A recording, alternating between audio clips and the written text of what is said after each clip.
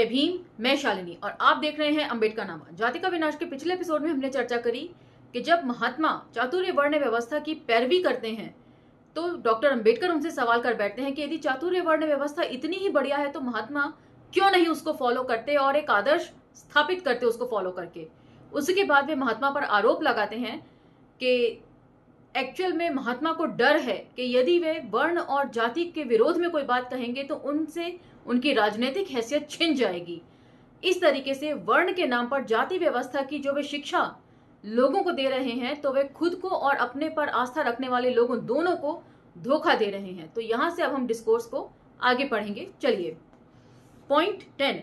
महात्मा का कहना है कि जिन मानकों को मैंने हिंदू और हिंदुत्व का परीक्षण करने के लिए लागू किया है वे बहुत कठोर हैं और उनकी कसौटी पर कोई भी प्रचलित धर्म संभवतः विफल हो जाएगा। तो यदि आपको याद हो, जाति का विनाश के विरोध में जब महात्मा गांधी अपने अंग्रेजी जर्नल हरिजन में 2 टिप्पणियां करते हैं तो उसमें वे इस बात को रखते हैं कि डॉक्टर अंबेडकर जिस तरह के मानकों की चर्चा कर रहे हैं उस पर तो कोई भी धर्म टिक ही नहीं सकता। तो यहाँ पर अब उसका एक्सप्लेनेशन डॉक्टर अंबेडकर दे रहे हैं। यह शिकायत कि मेरे मानक ऊंचे हैं सही हो सकती है, लेकिन सवाल ये नहीं है कि वे ऊंचे हैं या नीचे। सवाल ये है कि क्या लागू करने की दृष्टि से वे मानक सही हैं या नहीं। लोगों को उनके धर्म का मूल्यांकन सामाजिक नैतिकता पर आधारित सामाजिक मानकों के आधार पर किया जाना चाहिए। यदि धर्म को मानव कल्याण के लिए एक आवश्यक चीज मान लिया जाए तो कोई भी मानक निरर्थक होगा। मेरा मत है कि हिंदू और हिंदुत्व का मूल्यांकन करने के लिए जिन मानकों का प्रयोग मैंने किया है वे सर्वाधिक उपयुक्त मानक हैं और इससे बेहतर मानकों के बारे में मुझे जानकारी नहीं है। यह निष्कर्ष है कि मेरी कसौटियों पर कसने से प्रत्येक ज्ञात धर्म विफल हो जाएगा सही हो सकता है, लेकिन इस तथ्य से महात्मा को उससे ज्यादा संतोष नहीं होना चाहिए जितना संतोष एक पागल को देखकर दूसरे पागल को या एक अपराधी को देखकर दूसरे अपराधी को होता है। मैं महात्मा को आश्वस्त करना चाहता हूं कि सिर्फ हिंदुओं और हिंदुओं की विफलता से मेरे मन में घृणा और तिरस्कार की भावनाएं पैदा नहीं हुई हैं। इससे मैं आविष्ट हूं। मुझे प्रतीत होता है कि दुनिया एक बहुत ही अपूर्ण स्थान है और जो इसमें रहना चाहता है उसे इसकी अपूर्णताओं को सहन करना ही होगा।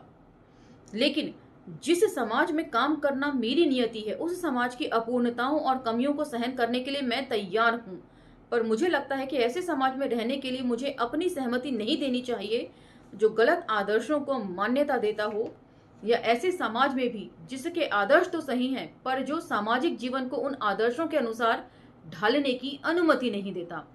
तो अब यहाँ पर असल वजह डॉक्टर अंबेडकर एक्सप्लेन कर रहे हैं कि कोई भी चीज परफेक्ट नहीं होती, लेकिन उसे परफेक्ट बनाने के लिए कोशिश की जा सकती है। लेकिन यदि कोई उस कोशिश को भी ना करना चाहे और लगातार गलत चीजों को ही आदर्श के रूप में स्थापित करने पर तुला हुआ हो तो ये बात सही नहीं है। यदि हिंदुओं और हिंदुत्व से मेरे मन में घृणा है तो इसलिए कि मुझे पक्का विश्वास है कि वे गलत आदर्शों को प्रक्षय देते हैं और गलत सामाजिक जीवन जीते हैं। हिंदू और हिंदुत्व से मेरा झगड़ा उनके सामाजिक व्यवहार की अपूर्णताओं को लेकर नहीं है, यह इससे बहुत ज्यादा बुनियादी है, यह उनके आदर्शों को लेकर है। तो अब जो है वो अपना पॉइंट बहुत तरीके से डॉक्टर अंबेडकर सामने रख रहे हैं कि हिंदुओं से या हिंदुत्व से उन्हें कोई शिकायत इसलिए, मतलब उनका जो शिकायत का स्तर है वो बहुत बेसिक है कि यदि फाउंडेशन ही गलत हो तो उसके ऊपर एक अच्छी इमारत खड़ी नहीं हो सकती। वे जानते हैं कि कोई भी समाज मुकम्मल नहीं होता, पूर्ण नहीं होता, इसीलिए उसको पूर्ण बनाने की तरफ कोई कोशिश भी ना हो ये गलत है। और हिंदू समाज का जो आदर्श है वो ही उसकी फाउंडेशन ही गलत है, गड़बड़ है, तो अच्छी इमारत उस पर कभी खड़ी नहीं होगी। जो भी खड़ा किया जाएगा वो भरभरा के गिर जाएगा। 11वां पॉइंट, मेरी राय में हिंदू समाज को एक नैतिक पुनरुत्थान की जरूरत है जिसे स्थगित करना खतरनाक है। ये 11वां पॉइंट है और इसमें वो अपनी सारी बातें एकदम प्रिसाइज तरीके से रख रहे हैं और आखिरी पॉइंट भी यही है, उनका जो जवाब महात्मा को है। और सवाल है कि इस नैतिक पुनरुत्थान का निर्धारण कौन करेगा और इस पर नियंत्रण किसका होगा। तो सारा खेल जो है वो रिसोर्सेस को अपनी मुट्ठी में रखने का है। तो जो व्यवस्था यदि लागू हो रही है तो उसका नियंत्रण किस पर होगा। प्रकट है कि सिर्फ उनके द्वारा जो बौद्धिक पुनरुत्थान की प्रक्रिया से गुजर चुके हैं और जो इतने ईमानदार हैं कि उनमें बौद्धिक मुक्ति से उत्पन्न होने वाला निष्ठागत साहस मौजूद है। तो यहाँ पर वे किस प्रकार की बुद्धि के बारे में बात कर रहे हैं, अब वो आगे उसको एक्सप्लेन कर रहे हैं। इस कसौटी पर देखें तो हिंदू नेता इस काम के सर्वथा अयोग्य हैं। ये कहना संभव नहीं है कि वे बौद्धिक पुनरुत्थान के प्राथमिक चरण से भी गुजरे हैं। अगर उनका बौद्धिक पुनरुत्थान हुआ होता तो वे अशिक्षित भीड़ के आसान तरीके अपनाकर आत्म प्रवंचना का शिकार नहीं हो रहे होते, मतलब अपने मुंह या मिट्ठू नहीं हो रहे होते। और जो अशिक्षित जन हैं उनके भोलेपन का या उनके अज्ञानता का वो लोग फायदा नहीं उठा रहे होते, बल्कि कोशिश करते कि वे किसी तरीके से अज्ञान के अंधेरे से बाहर आ सकें, जो वो नहीं करते। बल्कि आज भी सरकार यही करना चाहती है न्यू एजुकेशन पॉलिसी के तहत। तो उस वक्त गांधी जिस विचारधारा का समर्थन कर रहे थे वही आज सत्ता में है, इस बात को ध्यान रखने की जरूरत है। ये कांग्रेस, कम्युनिस्ट पार्टी या बीजेपी पार्टी की बात नहीं है, ये विचारधारा की बात है। और जिस टाइम की कांग्रेस की बात हो रही है, आजादी से पहले सारी विचारधाराएं एकजुट होकर उस कांग्रेस में काम कर रही थी, जिसका नेतृत्व महात्मा खुद कर रहे थे। अथवा दूसरों के आदिम अज्ञान का लाभ नहीं उठा रहे होते, जैसा करते हुए दिखाई देते हैं। हिंदू समाज की धंसती हुई हालत के बावजूद ये नेता उन प्राचीन आदर्शों के लिए बेशर्म अपील करेंगे जिनका वर्तमान से कोई संबंध नहीं रह गया है, जो अपने उद्भव के दिनों में चाहे जितनी उपयुक्त रहे हों, अब मार्गदर्शक होने की बजाय चेतावनी है।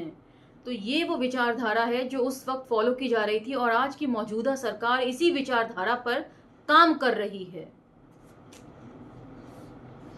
इन नेताओं में अभी भी पुराने रूप के प्रति रहस्यपूर्ण आदर है, जिसकी वजह से अपने समाज की बुनियादों का पुनरीक्षण करने के प्रति वे अनिच्छुक बल्कि विरुद्ध हैं। तो कमेंट सेक्शन में जो लोग कहते हैं कि अब तो समाज बदल गया है, अब क्यों पुरानी बातें उखाड़ी जा रही हैं, तो ये जो विचारधारा है ये आज भी जस की तस लागू करने की कोशिश की जा रही है। हिंदू राष्ट्र बनाने की बात हो रही है तो समाज बदला कहाँ, समाज तो 4 कदम पीछे हट गया है पहले से। इन नेताओं में अभी भी पुराने रूपों के प्रति रहस्यपूर्ण आदर है, जिसकी वजह से उनके समाज की बुनियादों के पुनरीक्षण करने के प्रति अनिच्छुक बल्कि विरुद्ध हैं।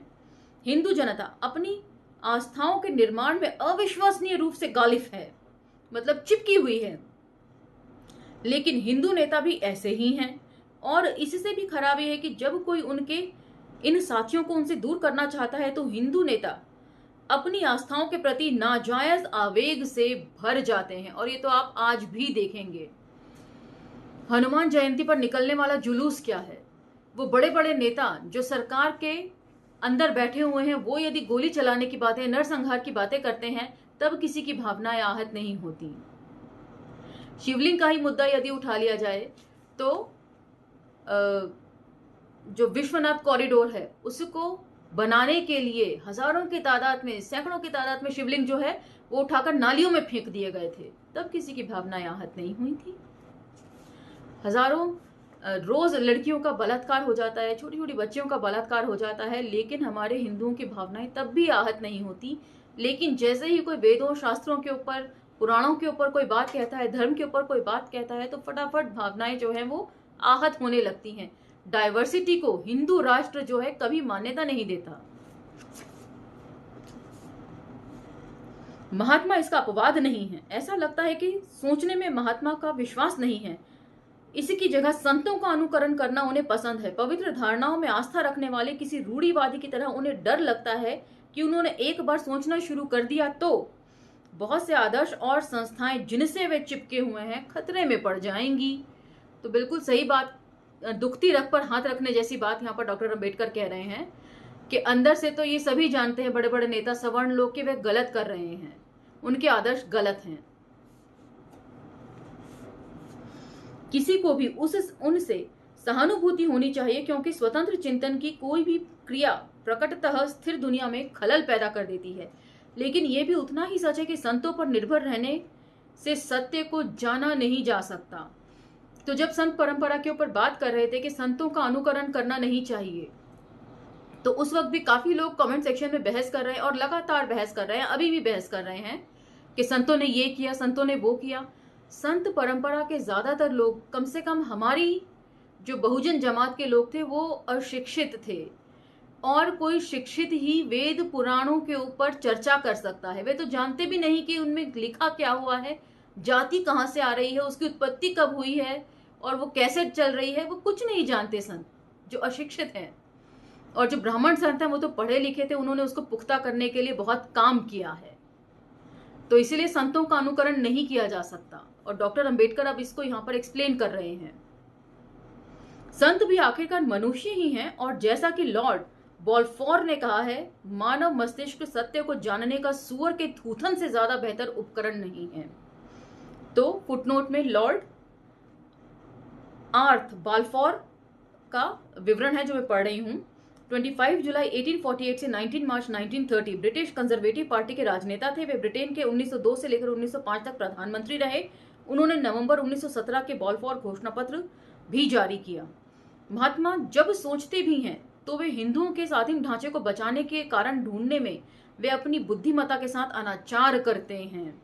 वे इसका बचाव करने वालों में सबसे ज्यादा प्रभावशाली हैं और इसलिए हिंदुओं के सबसे बुरे दुश्मन हैं।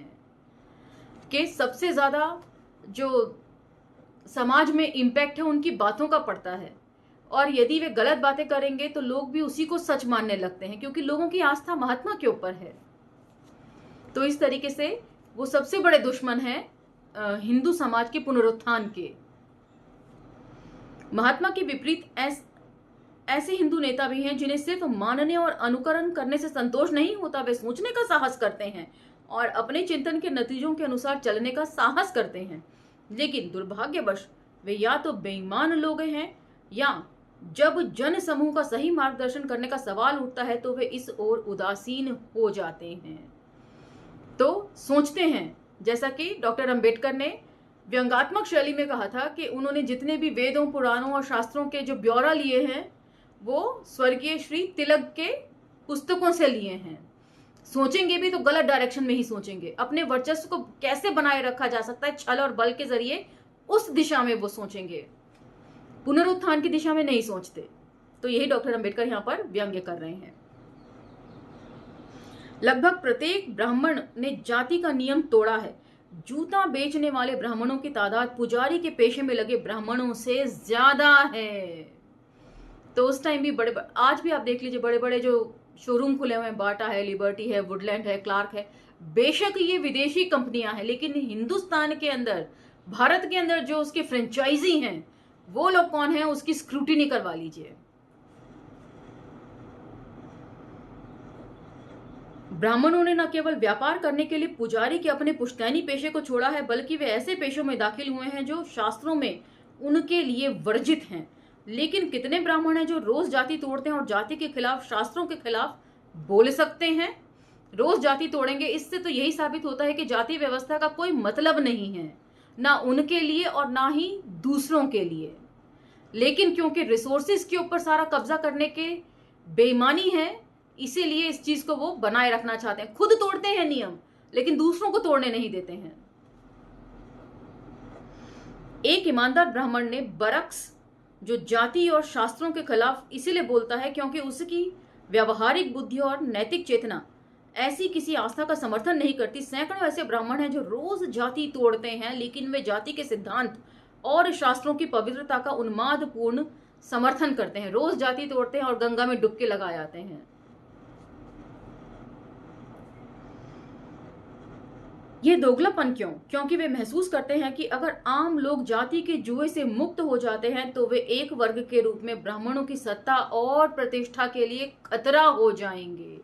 तो ये वो असली वजह है जिसकी वजह से जाति व्यवस्था का वे लोग समर्थन करते हैं। और जाति व्यवस्था जो है वो शास्त्रों और वेदों से आ रही है। इसलिए डॉक्टर अंबेडकर कहते हैं कि शास्त्रों की सत्ता को खारिज करना पड़ेगा सबसे पहले आपको।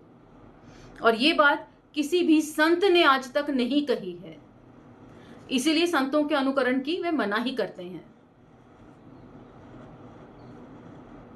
जो बौद्धिक वर्ग आम आदमी को अपने चिंतन के फलों से वंचित रखता है, उसकी बेईमानी बेहद घृणास्पद घटना है। कि सोच ना सकें, सोचेंगे समझेंगे तो अपने अधिकारों के प्रति सजग हो जाएंगे, अधिकारों के प्रति सजग होंगे तो ब्राह्मणत्व जो है वो खतरे में पड़ जाएगा। मैथ्यू आर्नोल्ड के शब्दों में हिंदू दो दुनियाओं में भटक रहे हैं, एक मर चुकी है और दूसरी इसलिए इतनी सामर्थ्य नहीं है कि वे जन्म ले सके। तो त्रिशंकु जैसी जो कंडीशन है ना, वो है हिंदुओं की।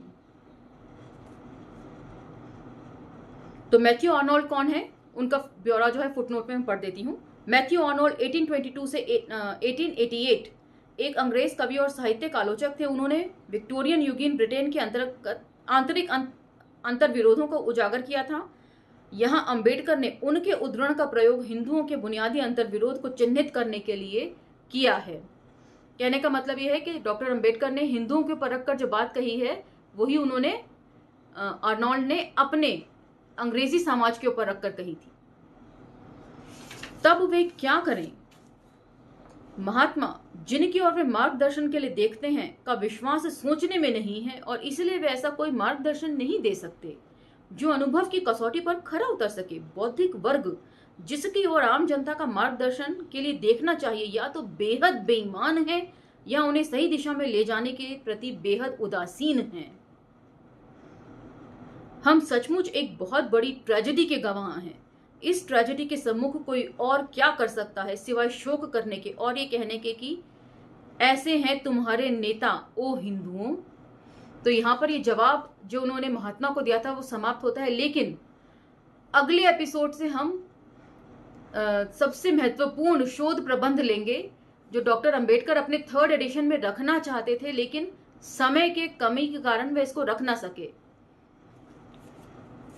तो वो है भारत में जातियां, उनका तंत्र, उत्पत्ति और विकास।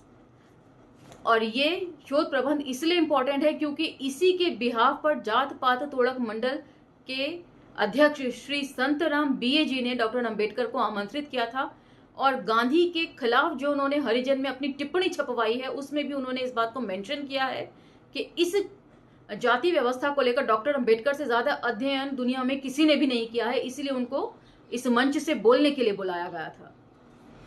तो इसी के साथ ये एपिसोड समाप्त होता है और अगले एपिसोड में हम एक महत्वपूर्ण पड़ाव की तरफ बढ़ेंगे। तो मुझे आज्ञा दीजिए और अगले एपिसोड तक इंतजार कीजिए। अंबेडकर नामा को लाइक, शेयर, सब्सक्राइब करना ना भूलें और ये ना भूलें कि एक स्वतंत्र स्त्री ही स्वतंत्र बच्चे को जन्म दे सकती है। तो वैचारिक स्वतंत्रता स्त्रियों की बनाने में सहयोग करें। धन्यवाद।